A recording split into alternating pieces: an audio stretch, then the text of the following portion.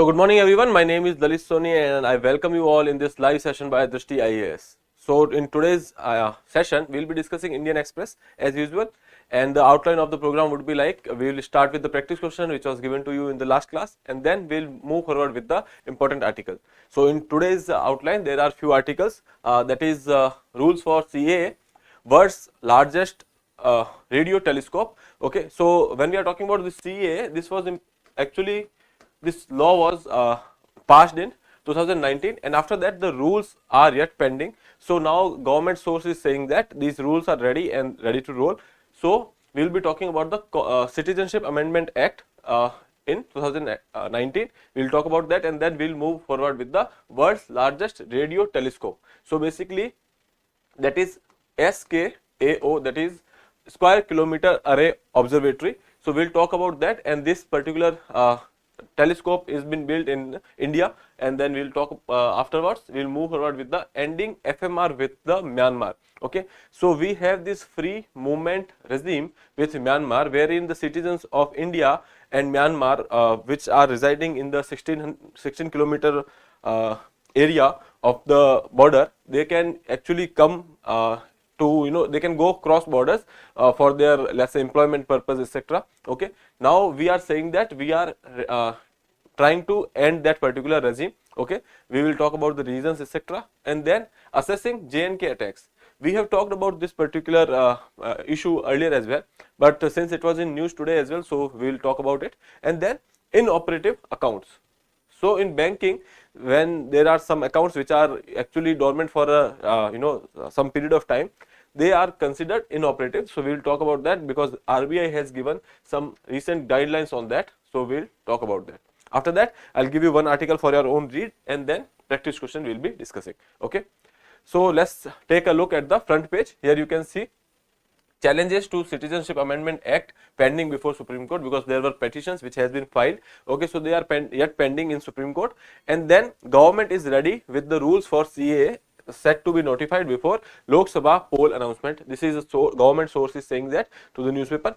So we'll talk about that particular article, and then another eye in the sky. On ground, India is now part of world's largest radio telescope project. Okay, so this project actually started with the collaboration of the various countries, but this is situated in India. That is why we are discussing this.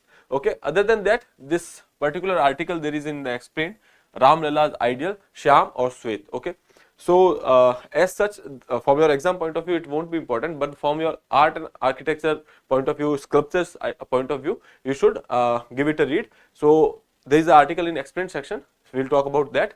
Okay, so let's start with the first article, that is rule for CAA. Before that, let's discuss the practice question. What was the primary escalation factor for prompting the establishment of the Operation Prosperity Guardian? So yesterday we have talked about few issues in IR. One of them was related to Red Sea and Houthi rebels, etc. and why there is this Operation Prosperity Guardian which has been started by USA, and why their allies are not joining it. We have discussed in an article about that. With respect to that, we have given this question. Okay, so what is the primary escalation factor prompting this particular operation? Targeting of military bases in the Red Sea region. Okay, so now here Red Sea region is fine, but they are not targeting the military bases. Okay, then so that is why it is incorrect. Then support for the rebel group in neighboring countries.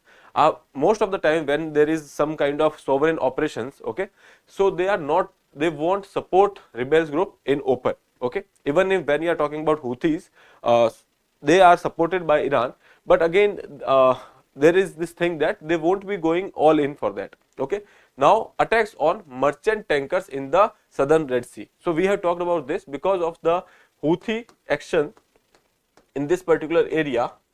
There is this attacks on the merchant tankers, and with regarding to that or the security of maritime routes, this operation was started by USA. So option C would be your right answer. Okay, then this is what we have discussed yesterday, so you can have a look at it. Okay, so option C would be your right answer, that is attacks on merchant tankers in the southern Red Sea area has prompted this particular operation, that is Operation Prosperity Guardian by USA and some allied countries. Okay, now moving further, Challenges to Citizenship Amendment Act pending before Supreme Court. As we talked about it, there were some petitions. This act was passed in 2019 and it got President's assent in December 2019 itself. Okay, but for the implementation of this particular acts and the provision of this acts, there were some rules which was to be formed, but government has delayed this process because of certain reasons. Okay, and now they are ready with this particular rules, and now they are ready to roll before the Lok Sabha election announcement. Okay, so process to be online, and mobile phones can also be used to apply. Okay, so now these rules for this Citizenship Amendment Act has been actually made by the government, and they will be public soon. Okay, what these rules are regarding is that there was this provision which was to fast track the process of giving a citizenship to particular community, or you can say to 6 communities from 3 nations. Okay, so that is why there was this particular resentment that why these 6 communities are given and some of them are excluded, and then why only these 3 countries. Okay, so that is why they have gone to the Supreme Court. That petition is still pending. Okay, so let's have a look at the you can say the Citizenship Amendment Act. Okay, as I told you, this opposition is there because there are certain issues with respect to the selection of the communities as well as the nations. Okay,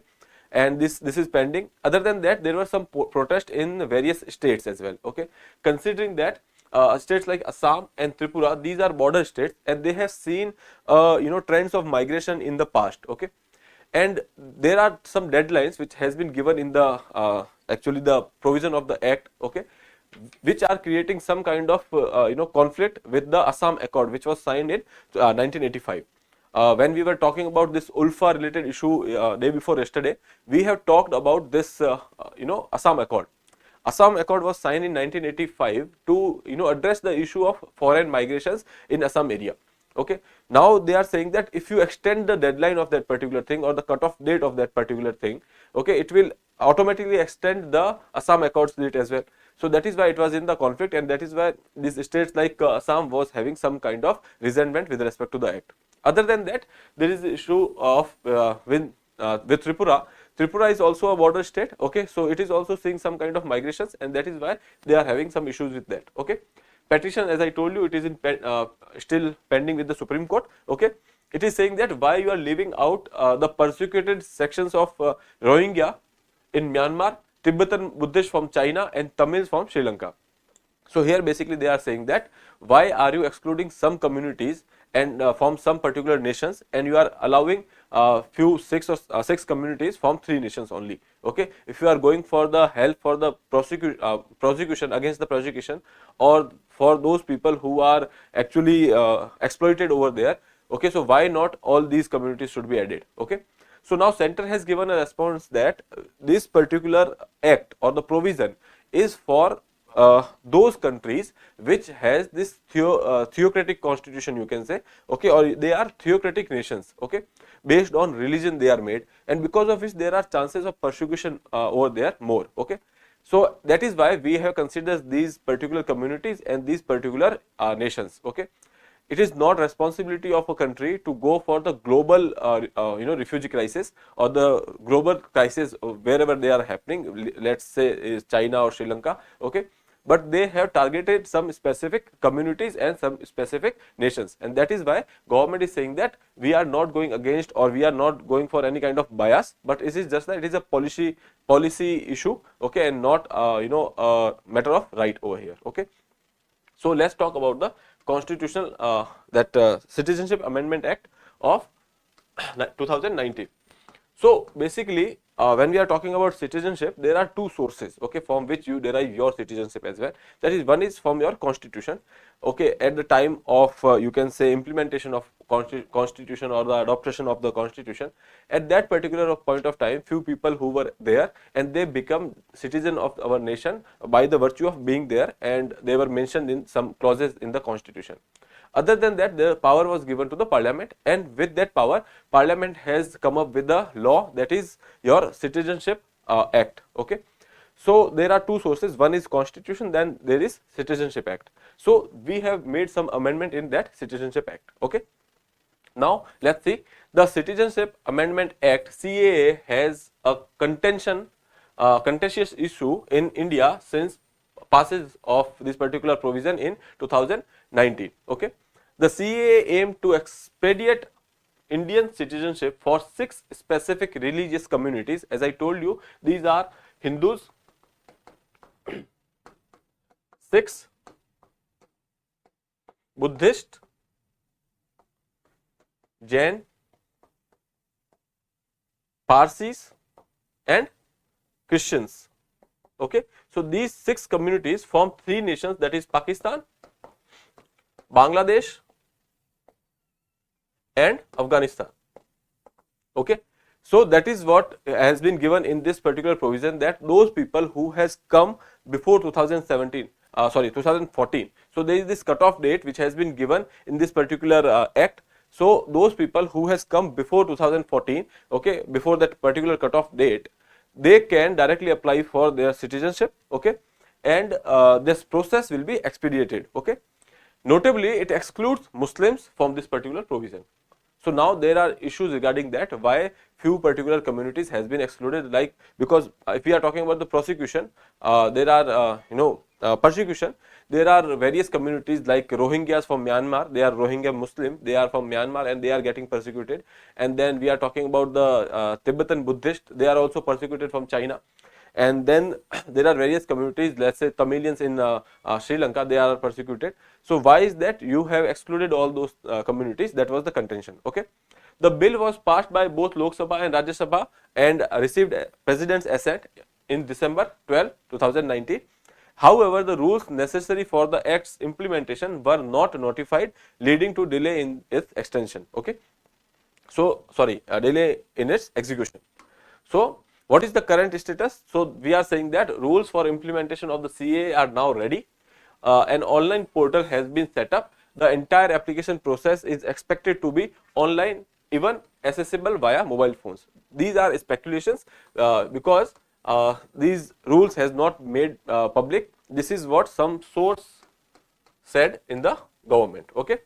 And what is the opposition? The protest erupted across the country soon after the laws passes, with the concern particularly in Assam about the potential demographic changes and perceived violations of the 1985 Assam Accord. We have talked about that.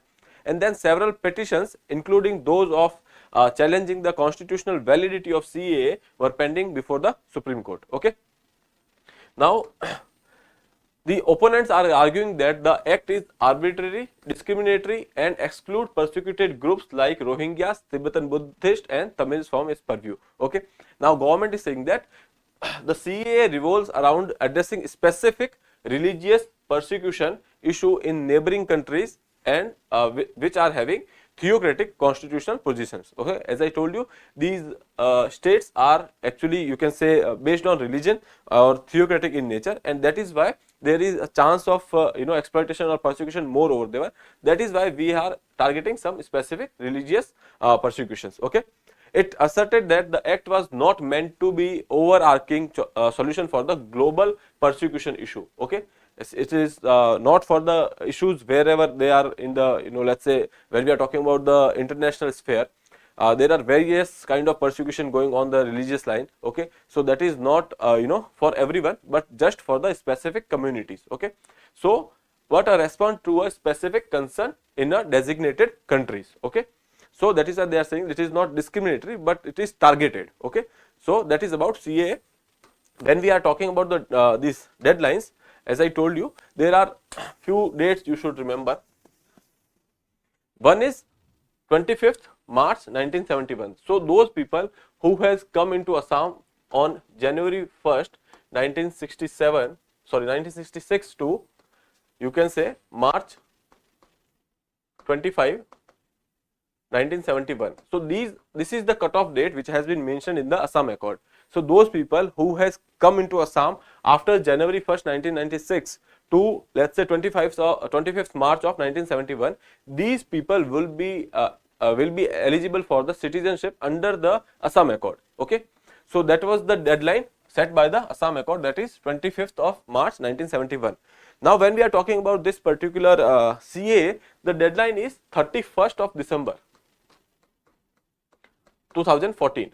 So those people who has come before 31st December 2014 from those 6 communities and 3 states, they will be given citizenship. So Assam is saying that you are extending this particular deadline for those 6 communities which are present in Assam as well. Okay, so that is why this is concern which has been raised by Assam. So these deadlines are important for CAA, that is 31st December 2014, and for Assam Accord, that is March 25th 1971. Okay, so I hope this is clear. Now moving further with the next article, that is related to your radio telescope. Okay, another eye in sky. As I told you yesterday, we have talked about this ExpoSat. Okay, so that was referred as eye in the sky. Okay, so now we have the second telescope, which is world's largest telescope with in the collaboration of various countries. Okay, so now we say India is now the part of world's largest radio telescope project as well. Okay, even as ISRO on Monday launched an unique observatory to study X-rays and black holes in the deep space, and the stage is being set to construct the third node of the LIGO in Maharashtra. So this LIGO, or you can say this is also observatory which is set up for the you can say detection of the gravitational waves. Okay, so we'll talk about LIGO as well. So there is this approval which has been given for setting up of the third node of the LIGO in Maharashtra in Hingoli district. Okay, in Maharashtra. So basically there are already 2 nodes which has been set up in USA, and they were in news because in 2017 they have detected gravitational waves and they were given the Nobel Prize as well. Okay, so that is why LIGO becomes important. Okay, now India will now also be being a part of international mega science project, that is Square Kilometer Array Observatory, SKAO. So this is the radio telescope we are talking about. Okay, so they are actually, what they are doing is, in the large area, they are setting up various antennas, okay, which will receive some kind of information from the outer space, and they will be studying that. Okay, so ultimately all these things are done to actually have a better understanding of our universe. Okay, so here you can see there are various antennas which has been set up on a particular distance. Here you can say these are the array which has been formed by, this is one setup, this is second setup, this is third setup. So like that, in the remote area they have set up arrays of telescopes, or you can say these antennas, okay, which will ultimately work together. And then now when we are talking about India's role, India will be the country which will be providing you the the managing capacity or the monitoring capacity, and with respect to the working of softwares. Okay, so that is why India's role is also important. So let's come back to the article. So Square Kilometer Array Observatory, that will function as the world's largest radio telescope. Okay, the array of thousands of antennas are installed in the remote radio quiet locations. When we are talking about radio quiet locations, you can say that there is minimal interference of the other waves or electromagnetic waves over there. No doubt we have waves, but when we are talking about interference, these, you can say, mobile connectivity towers etc. won't be there, other instruments won't be there. Okay, so that is why there will be very less or minimum interference in that particular area with respect to the radio waves. Okay, so those zones are called radio quiet locations. So they have set up all these things in South Africa and Australia. Okay, because we know that there are deserts in South Africa as well, and then the Australia we have a large part of desert over there as well. Okay, and that will operate as one large unit meant to observe and study the celestial phenomena. Okay, or you can say the celestial bodies and the other phenomena or the dynamics which has been happening in the universe. Okay, India, though through the Pune based National Center for Radio Astrophysics, this particular center along with other institutions would be part of this particular project. Okay, so this center has another telescope. Okay, so we'll talk about that as well. So right now National Center for Radio Astrophysics will be part of this particular project, that is NCRA. This is important, you have to remember that. Okay, and some other institutions have been involved in the development of the SKA, that is your Square Kilometer Array, since its inception in 1990s. Okay, so the idea was propagated in 1990s. It was set up in 2021. Okay, Considering the multinational collaboration, SKO was established as an intergovernmental organization in 2021. Okay, and the countries have to sign and ratify SKAO convention for becoming a member of it. And India has announced 1250 crore rupees outlay for this. Okay. Other than that, when we are talking about LIGO, okay, so we have this third node of the LIGO which is to be set up in Maharashtra Hingoli district. Okay. This LIGO observatory basically is about detection of the gravitational waves. Okay. So the first detection of the gravitational waves by two existing LIGO detections in US won the Nobel Prize in Physics in 2017. Okay. And this SKA which we are setting up, okay, this will also be actually looking for the gravitational waves as well, and to study the range of phenomena which are happening in the universe. Okay. These are aimed at advancing the scope of astronomical observations for improving the overall understanding of the universe and its evolution. As I told you, this is for the study of universe and the various processes over there and evolution of those processes. Okay. India's main contribution to SKA in the development and operation of the telescope manager element, the neural network or the software that will make the telescope work. So ultimately, these are whatever we are setting up here are the hardwares. To make that work, we require a software. Okay, so that software will be developed by India. Okay, by the NCRA. Okay, now let's talk about the details of this particular program. As I told you, square kilometer array observatory and whatever India's role will be in that. SKO, world's largest radio telescope array, includes India via National Center for Radio Astrophysics, that is NCRA. Okay, and other institution. India has been involved since 1990s when it was the idea was propagated, and intergovernmental organization has been set up in 2021. Countries need to sign and ratify a convention, SKAO convention, to become a member, and India has approved 1250 crore rupees for this particular program. Okay, so some of the countries which are included here are UK, Australia, South Africa, Canada, China, France, India, Italy, Germany, obviously Australia as well. Okay. Now, the SKA comprise thousands of antennas. We have talked about the network, neural network of these 1000 antennas. Okay, and then they will observe the celestial bodies. Okay, they will study the galaxies and stars and whatever happening over there at the, you can say, deeper length of or distance of 3000 trillion kilometers. Okay. Now, India's primary contribution to this is the software working of this particular telescopes and the software behind it. Okay, we have talked about that.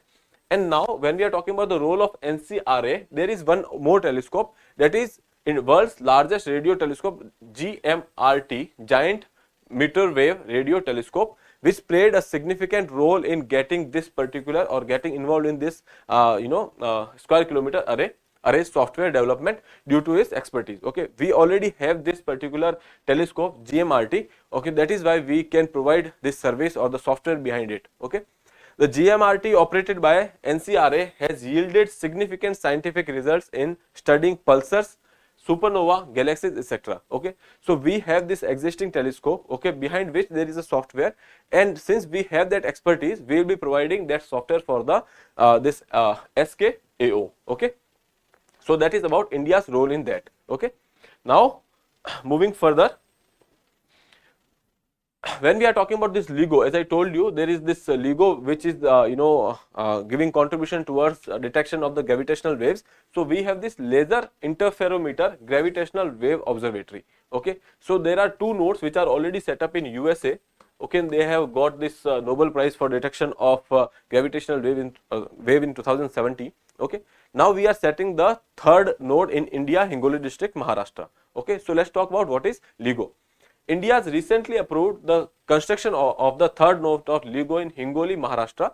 LIGO is an international network of laboratories detecting gravitational waves. Okay, so mostly in your exam, in your prelims, they will ask this much amount that LIGO is related to what things, that is your detection of the gravitational wave. They can ask about the Nobel Prize, etc. Okay. LIGO's earlier detection of the gravitational wave, as I told you, they have won Nobel Prize in 2017 in physics section. So how this LIGO works is, this working is given here. Okay, I'll explain it here in the next.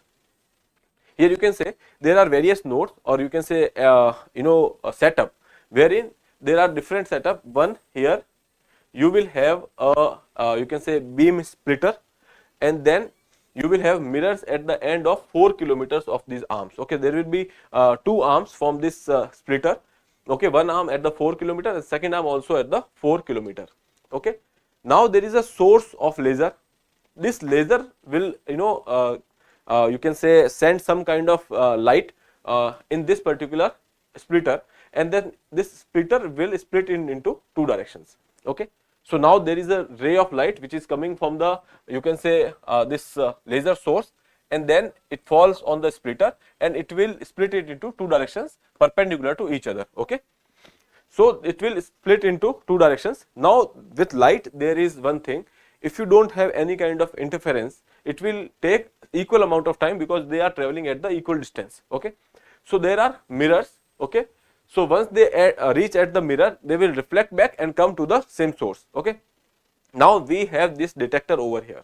Okay, which will detect the time taken by the these laser lights after reflections. Okay, so if these two are coming at the same time, we can say that there is no interference. Okay, so that is one thing, because they are traveling at the equal speed and the equal distances.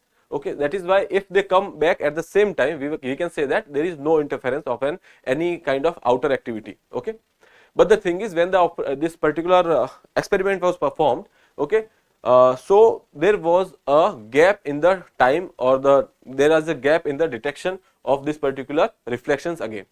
So that is why we can say that there was some kind of interference, and that interference are basically considered as the gravitational waves which ultimately interfered with this particular experiment. Okay, so here you can see, when we are talking about gravitational wave, there is this black hole, and then because of this black hole there are generation of these gravitational waves. Okay, so it is like when you have a still water lake and you throw a let's say a stone inside that, and it will create some kind of ripples. Okay, these ripples are basically this is how you can say gravitational waves also works. Okay, so from the black holes there will be these gravitational waves which will be generating, and ultimately, since it is part of the universe, they will also reach to the other planets as well. So that is how we have detected that there is some kind of interference in this particular experiment. So once again I will explain that there is a source of light which will emit a laser light, and from that emitter we will have one splitter over there. That splitter will split into two directions. Okay, so this is the initial laser light which has been splitted into two directions. Now these two arms are of 4 kilometer, having, you can say, same distance, and speed of the light is same. So basically you can say that it will take same time for them to go and come back from the mirror. Okay, but when this experiment was performed, we have seen a time lapse or a gap between detection of these two particular reflection waves, and that is why we can say that there is existence of some other entity, that is we are saying as gravitational waves. Okay, so here you can see this working is given of the LIGO over here, so you can have a look, or the screenshot, you can read it later. Okay, now global significance of this particular achievement is that India's involvement in SKAO, LIGO and GMRT signifies its growing prominence in astrophysical research. So we can say that since India is part of such big projects, okay, so we have this expertise, and that is why we can say that the prominence of or you can say India's influence is growing in the astrophysical research areas. These initiatives hold promise for advancing our understanding of the universe and evolving through the groundbreaking discoveries. Okay, so now this is the global significance of that particular telescope or the experiment which they are going to perform.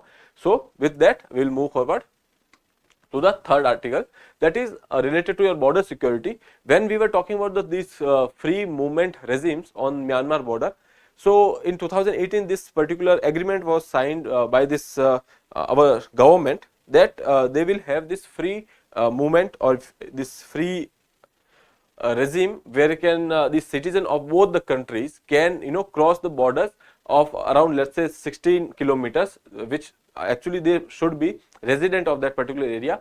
This is to done because first of all, when this particular thing happened or the agreement happened, we had good relations with Myanmar. Okay, and the government over is pro India. After that, we have seen that there is this civil war like situation which is happening in Myanmar right now. Okay, the civil that Janta military has taken power over there, and because of there are some kind of civil wars going on in the Myanmar, because of which those people who are living across the border, there are chances that they will migrate inside illegally, get inside the Indian territory. Okay. The second thing is, now the government over there is, you can say, a military government. Okay, earlier there used to be a democratic government. This agreement was supposed to be signed in 2017, but then in 2017 that Rohingya crisis happened. Okay, because of which we are skeptical that if we allow this migration or this free movement regime, those Rohingyas immigrants or the refugees get inside India's territory. That is why we have delayed that particular regime, or you can say agreement. Okay, so under this free movement regime, this is mutually agreed arrangement between two countries that allows tribes living along the borders to travel up to 16 kilometers inside each country's territory without any visa. Okay, so here resident of this particular area which are citizens of India or Myanmar, they can get inside each other's territory for like 16 kilometers. Okay. These are member of hill tribe mostly. Citizens of India and citizens of Myanmar who are resident of that particular area will be issued a border pass which has a 1 year validity. Those people who are having this border pass, they can get across this particular borders. Okay. Now that there is a civil war going, we are apprehensive of this particular thing, that these migrants may the influx of the migrants will increase in this particular area. Other than that, when we are talking about Manipur also, Manipur has a border with Myanmar elsewhere, and Manipur already has some kind of violence going on within the communities. Okay. Now influx of one more community over there from Myanmar will create more chaos, and there will be a crunch of resources as well. So that is why CM of Manipur has also said that the Chief Minister of Manipur, N. Biren Singh, has said that they would also want that this free movement regime should be ended. Okay. So now government is saying that free movement regime allows people residing on either side of the India and Myanmar border to venture 16 kilometers into each other's territory will end soon. Okay. It is decided to start the tendering of the advanced smart fencing system. We are going for the fencing of the border as well here. Okay. For the entire India Myanmar border. Okay, anyone coming through will have to get through a visa. Okay, so earlier there was no requirement of visa, but now since there is a fencing, we will end this particular regime. So that is why you will need a visa if you want to get inside. The idea is not only to stop the misuse of FMR, which is used by insurgent groups to carry out attacks on the Indian side. As I told you yesterday also, when we were talking about Ulfa day before yesterday, I have told you that these militant has this tendency that they will perform any attack. Okay, and then they will flee to the or the cross the country or get inside the territory of other states. Okay, so because of which these insurgents are actually getting away from the hands of the security forces.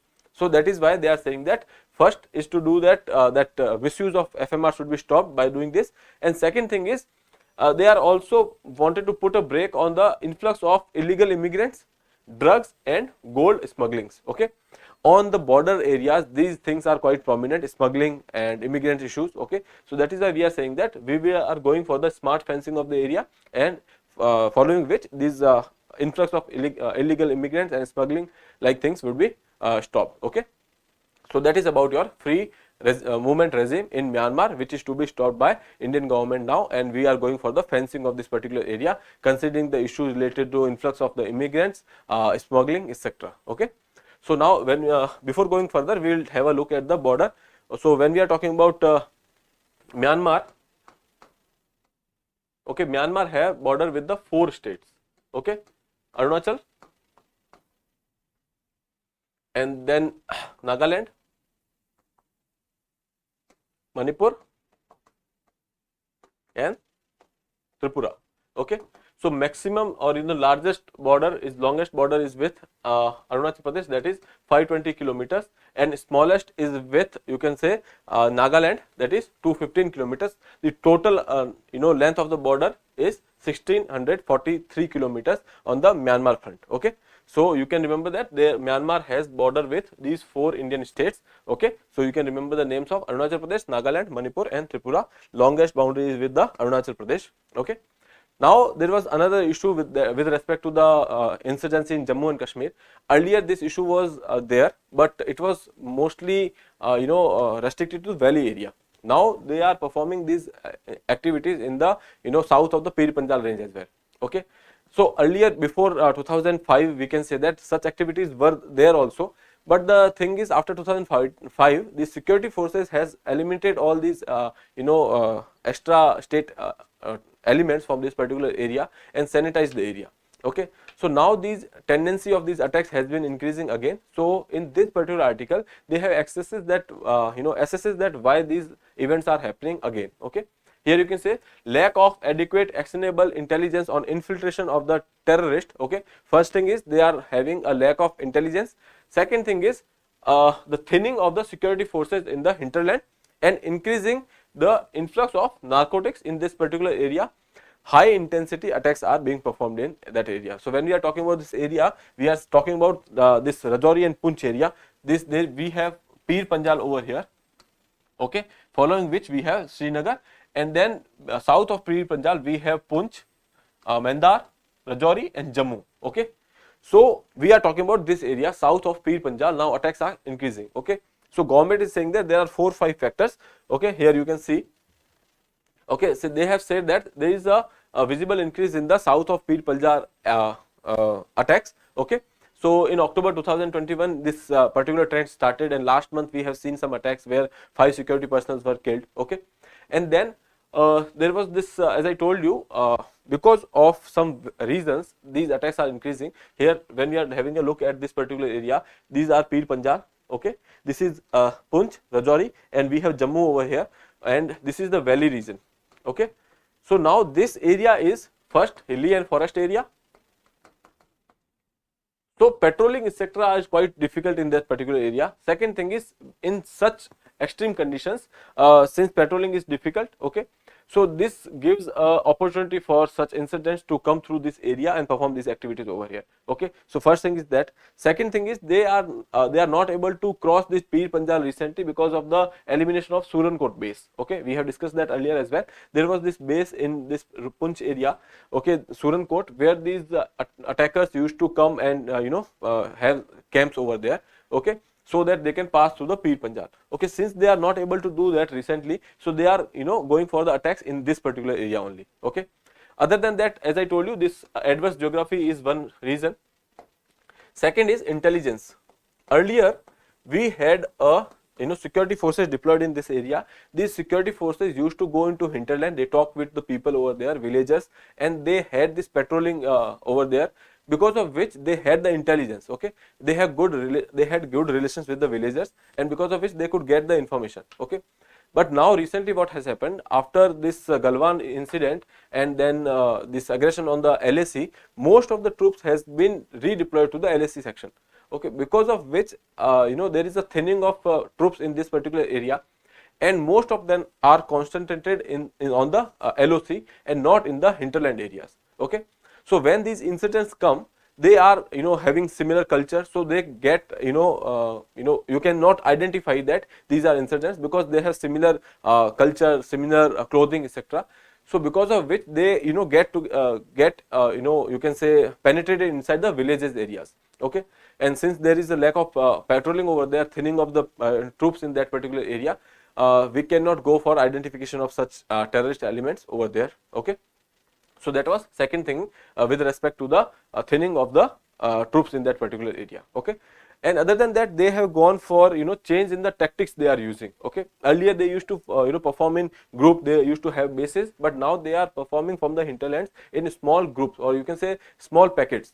Okay, so that is another issue, that they have changed their modus operandi. Okay, so now our side of defense, or you can say security forces, also has to change the procedure. They have to understand that how they are performing, and based on that they have to change their security arrangements. Okay, so that is what has been discussed in that particular area. As I told you, actionable intelligence, lack of actionable intelligence, and then we have this change in the tactics which has been used by the terrorist, and then geographical issues, or you can say geographical obstructions. As I told you, the geography of this area is extreme. Okay, and then village ahead of the fence. These villages, as I told you, they have similar culture, etc. So they get intermingled with this particular people of the village, and that is hard for us to detect. Okay, and moving out of the Rashtriya Rifles forces to Ladakh area, as I told you, redeployment to the LAC sector. Okay.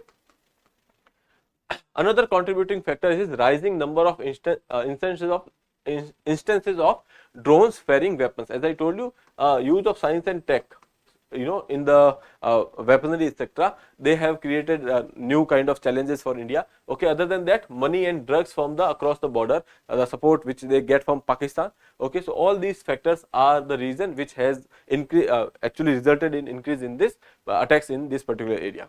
Okay. Other than that, now in the article they have said that what are the options we have.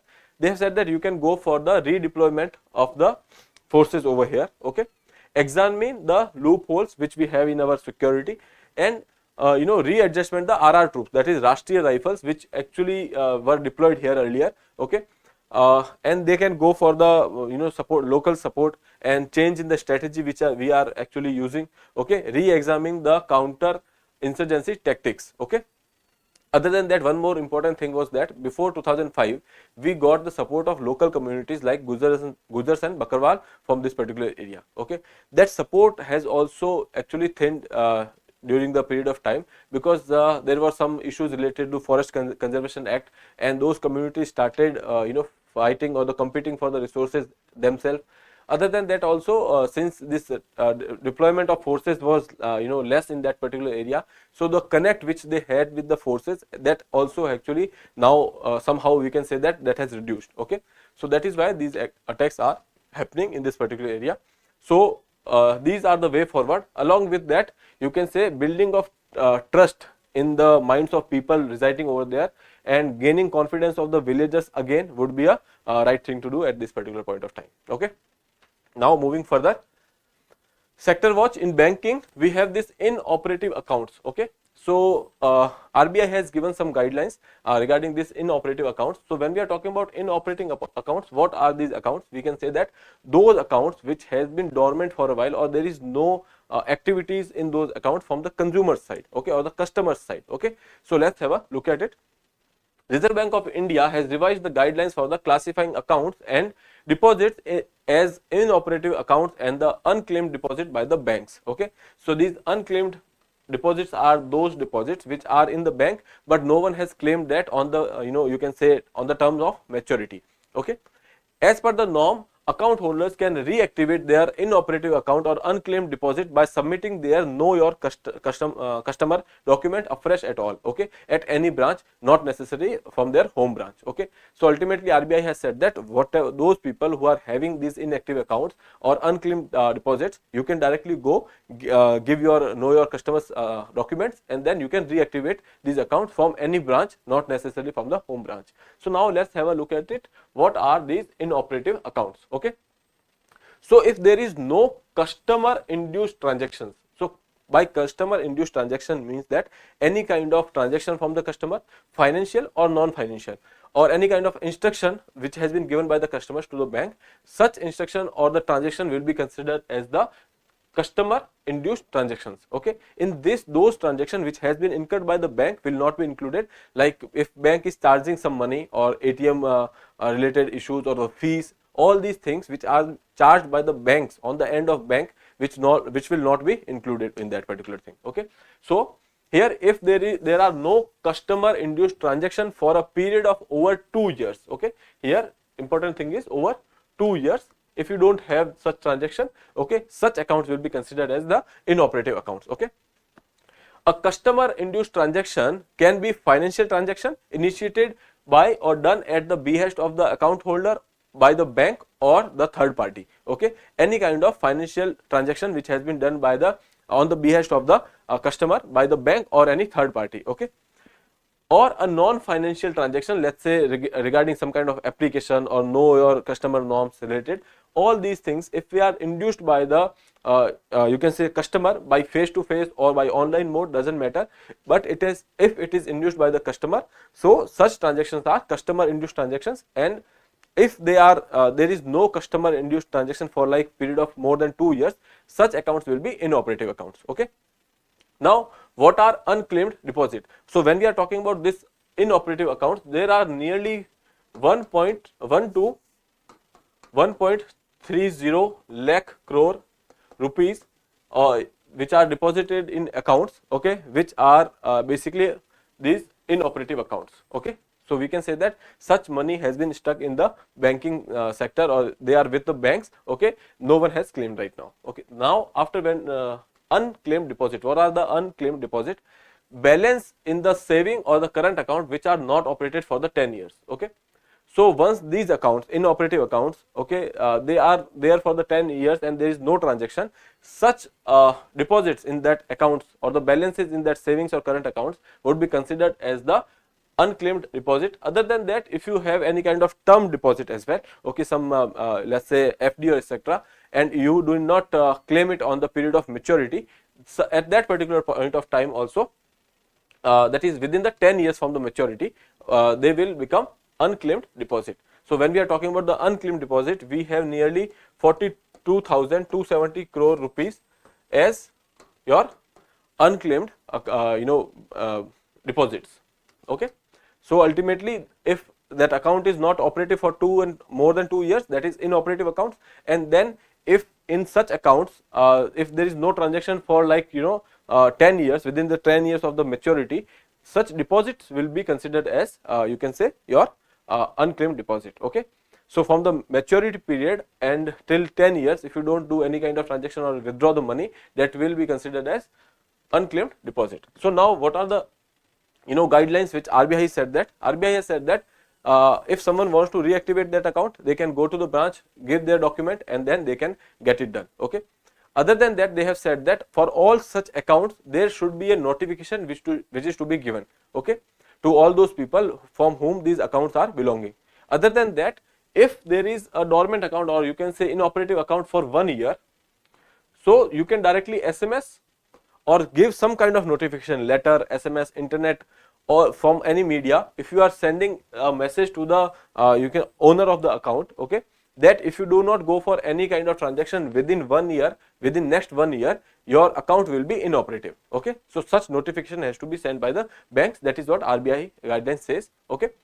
Which account can be classified as inoperative?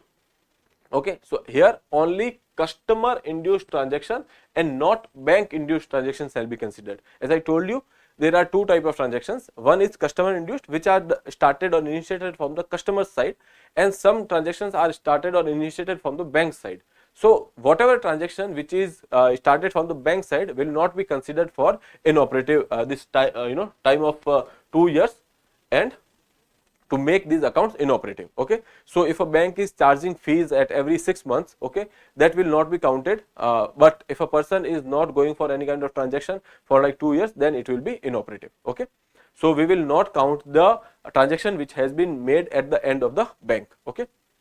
Now, which account cannot be classified as inoperative accounts? So, there are various accounts. There are zero balance account which has been created by the government for, let's say, some kind of scholarship transfer or direct benefit transfer. All such account will not be held as inoperative, because if they are held inoperative, so after 2 years, if government has to send some kind of subsidy or direct benefit transfer, that there will be a difficulty. Okay. So, this is about inoperative accounts. So, with that, we will move towards the your article for your own read, that is meet Arun Yogiraj, okay, whose Ram Lala's ideal is likely to be the chosen one. So, we know that 22nd of the January is the date for the inauguration of Ram Janmabhoomi temple.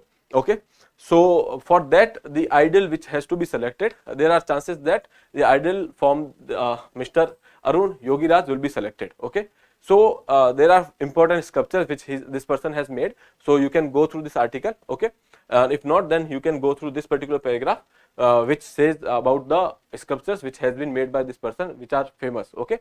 So recently there is this sculpture of Netaji Subhash Chandra Bose on the India Gate, which is also has been made by this person, okay. So you can give it a read. Now to your practice question, what is the primary objective of square kilometer array observatory? Okay, so we have talked about it. Options are A, study black holes using X-ray, B, detecting cosmic microwave background radiations, C, exploring dark matter in the universe, D, observing and studying celestial phenomena using radio telescopes. Okay, so you have to choose the correct answer and answer in the comment box. Okay. So you have to choose the most appropriate answer out of these 4 options, and you can give your answer in the comment box. Now moving to the last question, that is for your mains. Laser interferometer gravitational waves observatory has been in news recently. Explain how its technology enables detections of the gravitational waves. Okay, so we have discussed that mechanism. So when we are talking about answer writing for a 10 marker, they have talked about LIGO here.